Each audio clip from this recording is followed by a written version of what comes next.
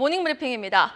전거래 국내 증시는 이 FOMC 회의 결과가 덜 매파적이었다라는 분석 속에도 불구하고 관망세가 짙었던 모습이었죠. 약보합에서 거래를 마쳤습니다. 네, 그렇습니다. 이 밸류업 2차 세미나에서도 이 세제 혜택에 관한 구체적인 내용이 밝혀지지 않으면서 금융주가 큰 폭으로 하락을 했고요. 또 수출이 호조세를 보였음에도 그 온기는 특정 섹터에만 한정되는 모습이었습니다.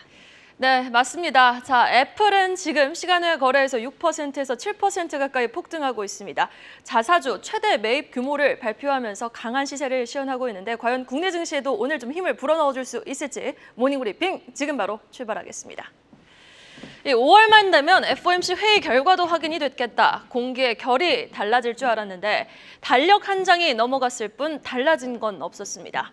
FOMC 회의 전이나 후나 지수는 보합권에 머물러 있었던 모습. 5월 2일 목요일 전일장 한마디, 새로움에 갈증을 느끼는 시장입니다. 우려가 잔존했던 4월 FOMC 회의는 QT 조절을 발표하며 다소 비둘기파적이었다는 분석이었습니다. 4월 수출 지표도 잘 나왔죠. 그러나 정부의 밸류업 프로그램 가이드라인 발표에선 세제 혜택 가이드라인이 빠져 있어서였을까요? 실망감이 발생하자 증시는 FOMC와 수출 호조라는 진부한 요소 외에도 이 새로운 상승 동력에 좀 갈증을 느꼈던 하루였는데요. 자, 그럼 더 구체적인 마감 수치와 수급 동향 바로 확인해보고 오시죠. 네, 어제 국내 증시는 예상보다 덜 매파적이었던 5월 FOMC를 무난하게 소화했습니다. 하지만 기업 밸류업 가이드라인이 발표됐지만 그 실망감과 함께 재료 소멸로 인해 양대지수 모두 약보합권에서 머물렀는데요. 뚜렷한 매수세가 부진한 가운데 휴장일 하락했던 미국 증시 영향에 혼조세를 보이기도 했습니다.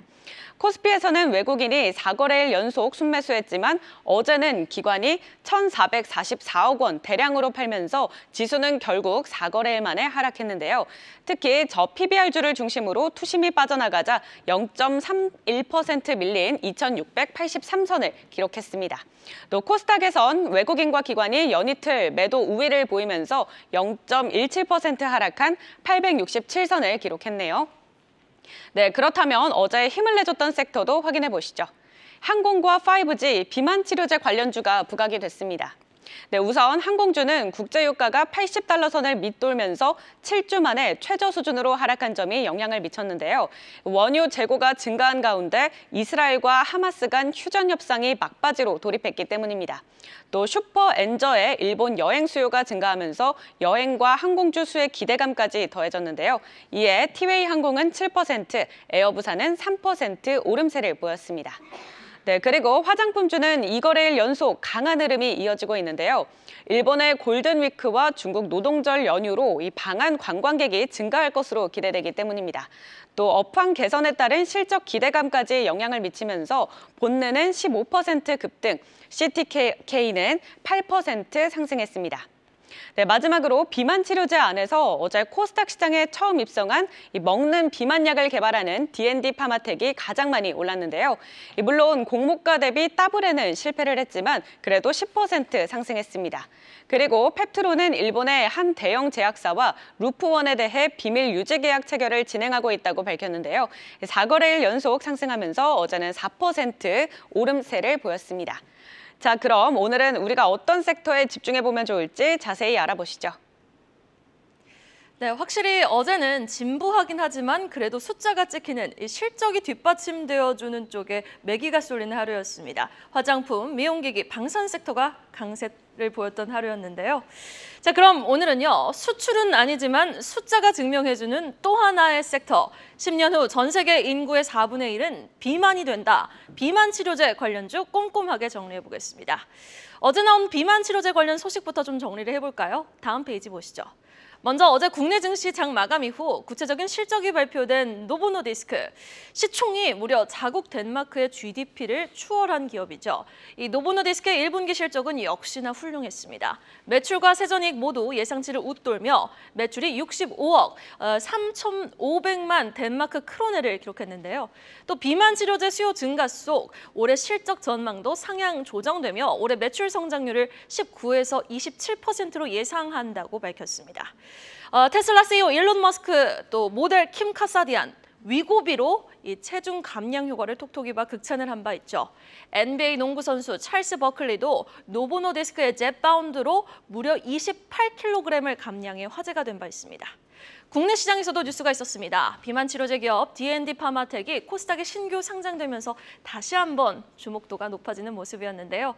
자, 이렇게 급증하는 비만 인구만큼이나 무서울 정도로 빠른 비만 치료제의 성장 트렌드 조금 더 자세히 살펴보겠습니다. 다음 페이지 보시죠. WHO는 2035년 인구의 25%, 그러니까 19억 명이 비만 인구가 될 것으로 예상하고 있습니다. 이렇게 비만 인구가 느니 비만 치료제 시장도 함께 동반해서 급격하게 성장할 수밖에 없겠죠. 골드만삭스는 이 비만 치료제 시장 2027년까지 연평균 50% 고성장을 전망하며 2030년에는 천억 달러, 그러니까 우리 돈 136조 원에 달하는 시장으로 사이즈가 커질 것으로 내다보고 있습니다. 보통 비만 치료제 하면 최근 모멘텀이 제대로 붙은 GLP-1 주사제를 머릿속에 떠올리시기 마련일 텐데요. 종류도 한번 구분지어서 살펴봐야겠습니다. 다음 페이지 보겠습니다. 먼저 지방 흡수 억제제입니다. 췌장에서 지방을 분해하는 소화 효소를 억제해서 음식에 포함되어 있는 지방 분해를 도와주고 지방이 흡수되는 것을 제한시켜주는 원리의 치료제입니다. 그리고 식욕 억제제가 있는데요. 펜타민 성분으로 글리코겐 분해를 촉진해서 혈당량을 증가시켜 대사 증진 그리고 식사량 섭취 감소로 이어지는 원리를 갖고 있는 식욕 억제제죠. 마지막으로 GLP-1 주사제입니다. 최근 다이어트 트렌드 여러분 아십니까? 금식? 아니죠. 늙습니다. 원푸드 다이어트? 아닙니다. 그거 바로 요요입니다. 저탄고지도 아니고요. 바로 혈당 조절에 있습니다. 이 GLP-1은요. 인크레틴이라는 호르몬을 통해 혈당 조절에 중요한 인슐린 분비를 강력하게 촉진을 합니다. 자, 이렇게 비만 치료제 시장을 급속도로 대체하고 있는 이 GLP-1 관련주 흐름도 체크해 봐야겠습니다. 다음 페이지 보시죠.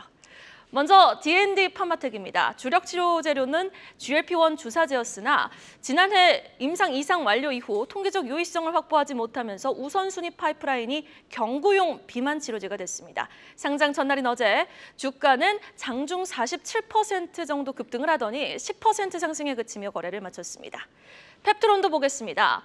일라이릴리와 기술 이전 협상 가능성이 높다는 분석이 제기되고 있는데요. 주가는 4월 중순부터 우상향을 그리는 모습, 어제는요 4.4% 상승 마감했습니다.